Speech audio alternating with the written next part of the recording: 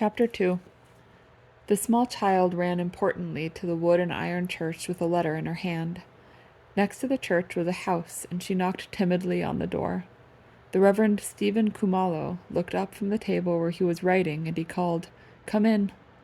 The small child opened the door carefully, like one who was afraid to open carelessly the door of so important a house, and stepped timidly in. "I bring a letter, Umfundis." "A letter, eh? Where did you get it, my child?" "From the store, Umfundis. The white man asked me to bring it to you." "That was good of you. Go well, small one." But she did not go at once. She rubbed one bare foot against the other. She rubbed one finger along the edge of the Umfundis's table. "Perhaps you might be hungry, small one?" "Not very hungry, Umfundis." "Perhaps a little hungry?" "Yes, a little hungry, Umfundis."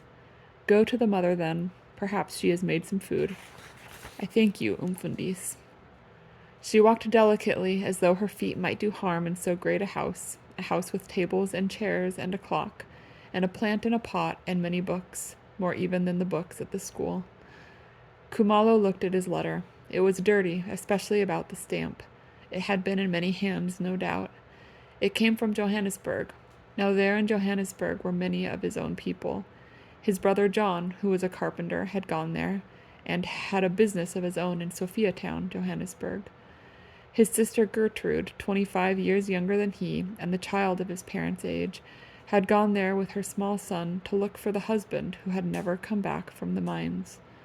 His only child Absalom had gone there to look for his Aunt Gertrude, and he had never returned. And indeed many other relatives were there, though none so near as these. It was hard to say from whom this letter came, for it was so long since any of these had written that one did not well remember their writing. He turned the letter over, but there was nothing to show from whom it came. He was reluctant to open it, for once such a thing is opened, it cannot be shut again. He called to his wife. "Has the child gone?" "She is eating, Stephen." "Let her eat, then. She brought a letter. Do you know anything about a letter?" "How should I know, Stephen?" "No, that I do not know. Look at it." She took the letter and she felt it, but there was nothing in the touch of it to tell from whom it might be. She read out the address slowly and carefully. Reverend Stephen Khumalo, St. Mark's Church, Ndotcheni, Natal. She mustered up her courage and said, "It is not from our son." "No," he said, and he sighed. "It is not from our son." "Perhaps it concerns him," she said. "Yes," he said, "that may be so." "It is not from Gertrude," she said. "Perhaps it is my brother John." "It is not from John," she said. They were silent, and she said, "How we desire such a letter, and when it comes, we fear to open it." "Who is afraid?" he said. "Open it." She opened it, slowly and carefully, for she did not open so many letters. She spread it out open and read it slowly and carefully so that he did not hear all that she said. "Read it aloud," he said. She read it aloud, reading as a Zulu who reads English. "The Mission House, Sophiatown, Johannesburg, 25/9/46, as in September 25th, 1946. My dear brother in Christ, I have had the experience of meeting a young woman here in Johannesburg. Her name is Gertrude Khumalo, and I understand she is the sister of the Reverend Stephen Khumalo, St. Mark's Church, in Ndotcheni. This young woman is very sick, and therefore I ask you to come quickly to Johannesburg. Come to the Reverend Theophilus Msimangu, the Mission House, Sophiatown, and there I shall give you some advices. I shall also find accommodation for you, where the expenditure will not be very serious.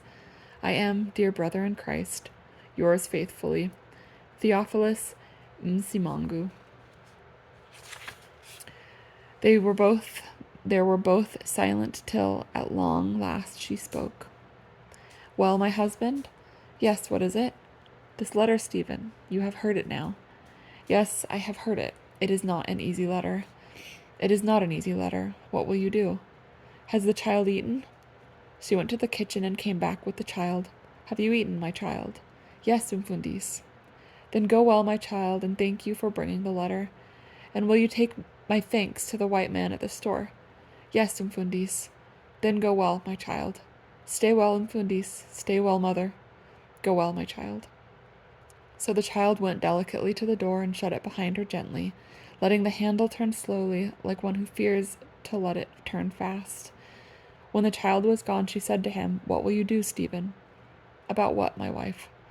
She said patiently to him, "About this letter, Stephen." He sighed. "Bring me the St. Chad's money," he said. She went out and came back with a tin of the kind in which they sell coffee or cocoa, and this she gave to him. He held it in his hand, studying it as though there might be some answer in it, till at last she said, "It must be done, Stephen." "How can I use it?" he said. "This money was to send Absalom to St. Chad's." "Absalom will never go now to St. Chad's." "How can you say that?" he said sharply. "How can you say such a thing?" "He is in Johannesburg," she said wearily. "When people go to Johannesburg, they do not come back." "You have said it," he said. "It is said now. This money which was saved for that purpose will never be used for it. You have opened a door, and because you have opened it, we must go through, and Tixo alone knows where we shall go." "It was not I who opened it," she said, hurt by his accusation. "It has a long time been open, but you would not see." "We had a son," he said harshly. "Zulus have many children, but we had only one son. He went to Johannesburg, and as you said, when people go to Johannesburg, they do not come back. They do not even write any more. They do not go to St. Chad's to learn that knowledge without which no black man can live. They go to Johannesburg, and there they are lost, and no one hears of them at all. And this money—" But she had no words for it, so he said, "It is here in my hand." And again she did not speak, so he said again, "It is here in my hand." "You are hurting yourself," she said. "Hurting myself. Hurting myself? I do not hurt myself. It is they who are hurting me. My own son, my own sister, my own brother. They go away and they do not write any more. Perhaps it does not seem to them that we suffer. Perhaps they do not care for it." His voice rose into loud and angry words. "Go up and ask the white man," he said. "Perhaps there are letters. Perhaps they have fallen under the counter, or been hidden amongst the food. Look there in the trees. Perhaps they have been blown there by the wind." She cried out at him, "You are hurting me also."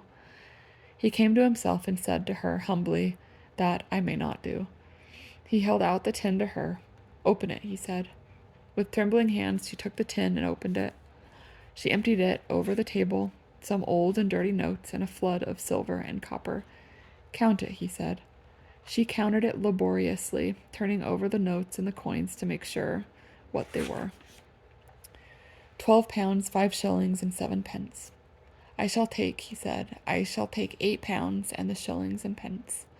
Take it all, Stephen. There may be doctors, hospitals, other troubles. Take it all, and take the post office book. There is 10 pounds in it. You must take that also." "I have been saving that for your stove," he said. "That cannot be helped," she said, "and that other money, though we saved it for St. Chad's, I had meant it for your new black clothes, and a new black hat, and new white collars. That cannot be helped either. Let me see. I shall go tomorrow," she said, "from Carisbrook. I shall write to the bishop now and tell him I do not know how long I shall be gone." He rose heavily to his feet and went and stood before her. "I am sorry I hurt you," he said. "I shall go and pray in the church." He went out at the door, and she watched him through the little window, walking slowly to the door of the church. Then she sat down at his table and put her head on it, and was silent, with the patient suffering of black women, with the suffering of oxen, with the suffering of any that are mute.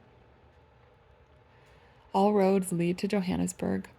Through the long, thin nights, the trains pass to Johannesburg. The lights of the swaying coach fall on the cutting sides, on the grass and the stones of a country that sleeps. Happy the eyes that can close.